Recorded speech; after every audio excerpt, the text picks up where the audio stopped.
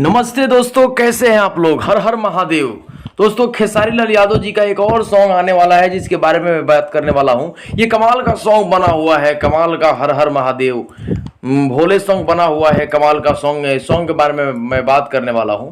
उससे पहले आपसे रिक्वेस्ट करना चाहता हूं, अगर वीडियो पहली बार देख रहे हैं, चैनल को सब्सक्राइब नहीं किया तो सब्सक्राइब कर लीजिए और बेल आइकन दबा लीजिएगा तो नोटिफिकेशन आपको सबसे पहले मिलता रहेगा खेसारी से जुड़ी खबरों का।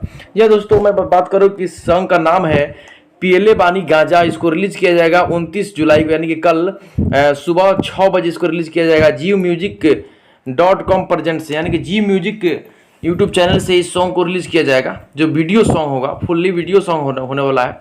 और इस सॉन्ग को लिखे हैं आजाद सिंह और संगीत दिए हैं आर्या शर्मा जी और वीडियो डायरेक्टर जी हैं पवन पाल जी।